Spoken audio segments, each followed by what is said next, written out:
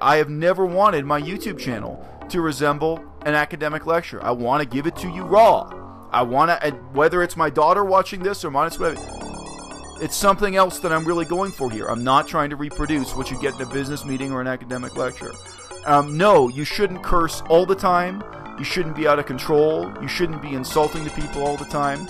But there's a time and a place for those things too. And that's all part of the rough and tumble of life. And I've got to say to you guys, my MO in running this channel still hasn't changed. I'm still making these videos so that one day my daughter can see them. I do not want my daughter to grow up without knowing how to swear, without knowing how to curse, without knowing how to fight. I don't. I don't want her to grow up thinking her father is an angel. I don't want her to grow up thinking your father's a hippie. There's a time for coarse language, and there's a time for business-like, formal, appropriate language. There's a time to give academic lectures, and as I've said recently, I have never wanted my YouTube channel to resemble an academic lecture.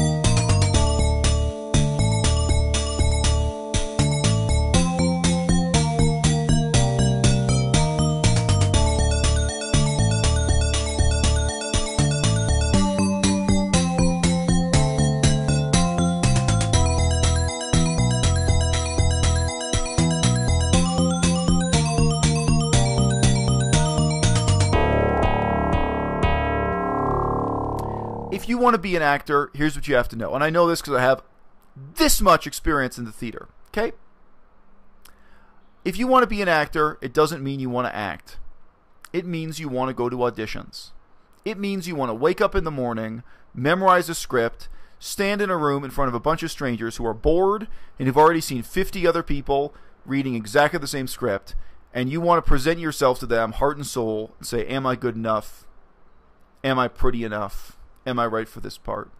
And you're going to hear no again and again and again. That's what it is to be an actor, okay? Being an actor isn't about acting. It's about auditioning. It's about having the strength of character, adaptability, vivacity, whatever you want to say, to go through that audition process 100 times or 1,000 times. And even if they tell you that you don't get the part because you've got a C- body, that you get up the next morning and you go to an audition again. Okay? I have actually no delusions about my own looks or appearance. I remember a casting agent once came up to me and was interested in putting me into the movies. I could tell the whole story, but I'm just keeping it really short here. And that casting agent said, realistically enough, he thought he could find parts for me as a villain. He specifically said he thought I would be great as a corrupt lawyer. And he had a few other examples. Now, I know why that guy came up and talked to me.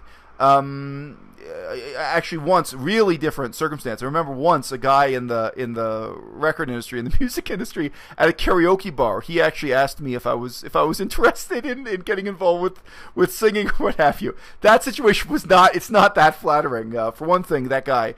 He was legit, but he was very drunk. He was, I think, both drunk and smoking marijuana that night. But he was really impressed by my performance on stage. He thought I was really charismatic. And he was interested in meeting with me. However, I didn't go to audition. I didn't follow up with him. If I got to an audition, they might have figured out really, really soon that there's no talent behind the charisma. I have no background in singing or playing music. Look. The world of acting is full of people who have to sit there and say, look, you're good looking enough to be a comedian, but you're not good looking enough to play a romantic role. Oh, you're good looking enough to be a villain, but you're not good looking enough to be a hero. And maybe that's nasty and brutal and heartbreaking, and maybe a lot of you people playing this game on YouTube are too sensitive. You're delicate, emotional butterflies, whatever it is. You can't take the heat. Well, that's one of the most crucial differences between YouTube and real television, isn't it? None of you people had to go through an audition to get this, right? And now we're seeing all this fallout, seeing people have a fucking emotional meltdown because they feel they're not pretty enough, or they're not smart enough, or someone dared to say something so terrible to them as to say that they're stupid, or even not even that they're stupid, but that one argument they made is stupid. One video, and they have an emotional meltdown and freak out and start lashing out and start doing unethical things like taking private emails and denouncing people and making pseudo-psychological, character assassination videos. The whole point is to maintain your poise and dignity, even when you face that stuff, okay? Even when you get the bad news, even when you fail the audition. And I've got to say to you guys, my MO in running this channel still hasn't changed. I'm still making these videos so that one day my daughter can see them. You guys may think I'm a jerk, but you got to be a jerk to some extent to survive in this world. I got one piece of hate mail from a woman who I assume is vegan, I don't know, saying to me that she teaches her children never to use the word stupid, that's just such a terrible, hurtful thing to ever say, that another human being is stupid. So her children are never allowed to use the word stupid. How do you think that goes down for your kids on the schoolyard? How do you think you're preparing your kids even to deal with the schoolyard fight, let alone what I just dealt with in Chiang Mai, let alone what you're going to deal with in a jailhouse, let alone what you're going to deal with in the workplace? There's a lot of rough and tumble in this life, let alone what you're going to deal with if you actually go to an audition, whether it's as a musician or a model or an actress. Okay? I do not want my daughter to grow up without knowing how to swear, without knowing how to curse, without knowing how to fight. I don't. I don't want her to grow up thinking her father is an angel. I don't want her to grow up thinking your father's a hippie. You know what? There's a time for coarse language, and there's a time for business-like, formal, appropriate language. There's a time to give academic lectures, and as I've said recently, I have never wanted my YouTube channel to resemble an academic lecture. I want to give it to you raw. I want to, whether it's my daughter watching this or mine, it's whatever. It's something else that I'm really going for here. I'm not trying to reproduce what you get in a business meeting or an academic lecture. No, you shouldn't curse all the time. You shouldn't be out of control. You shouldn't be insulting to people all the time. But there's a time and a place for those things too. And that's all part of the rough and tumble of life. This tremendous hollowness in terms of what's being broadcast about veganism today, that is something in a really broad way I'd like to counter. But also this timorousness, this lack of confidence. You know, come on. I want us to have what it takes to get up and go to that audition, to do real things. I want us to be a movement that consists of people who are capable of standing up at City Hall and giving a deposition, of pursuing a real legal case, hopefully not one that's about defamation or threats of violence, but legal cases that are about water pollution and air pollution and animal rights and food safety standards and trying to change government policy and trying to get public education campaigns going. I want to roll with a bunch of highly effective individuals who are really trying to save the planet, who are really trying to bring about, you know, those first painful steps towards veganism being a meaningful movement, vegans being a meaningful community, vegans being a dynamic, you know, ethically motivated minority in the world in the 21st century. That's what I'm about. And as I've said in other videos, can I have it this year? No. Can I have it next year? No. Can I have it within my lifetime? Maybe. But we're not going to get there by flattering each other. We're not going to get there by telling each other you're so beautiful when you're not. You're so great when you're not. You're such a great athlete when you're not. Oh, you could be a model when you can't. Not everyone can be a model, you know.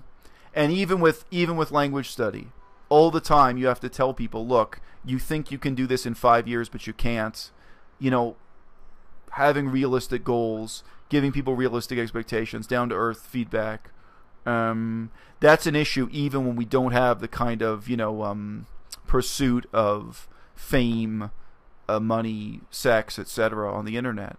That, of course, is fueling a lot of what people pretend is activism. In veganism, we have models who are not really models, beauty icons who aren't really beautiful, people who never get past, you know, an audition process. We have filmmakers who aren't really making films, activists who aren't really activists. We have intellectuals who are not really intellectuals. There's a lot of hollowness, you know, to what's going on in the movement. The movement itself is not really a movement, you know. Okay, that's what I got to say to you guys this afternoon in China. And, you know, as I said before, none of this stuff, I'm not ashamed of this, I'm not hiding this. I hope my daughter one day has the patience to watch this kind of material from me and know what kind of guy I am.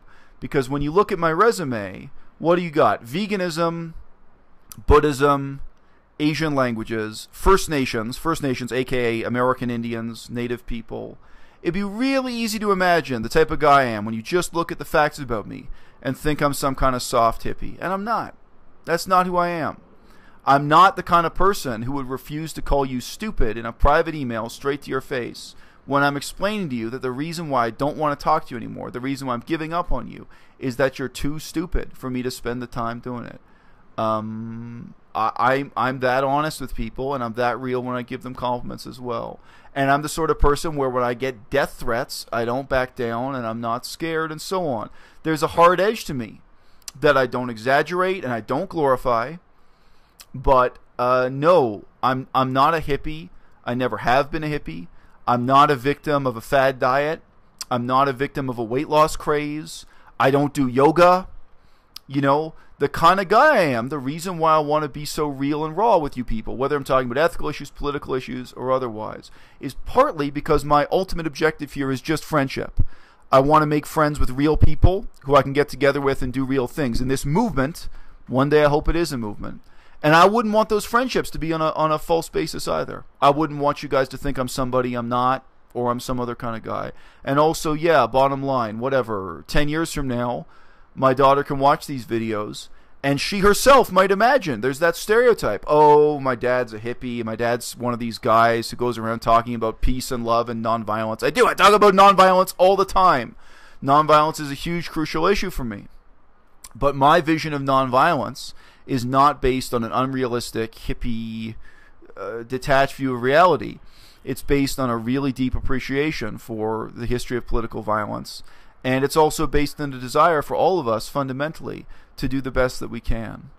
That's actually a concept that's really gone out of fashion. People like to talk about good and evil. But, you know, doing the best that you can is a very humble way to approach the world.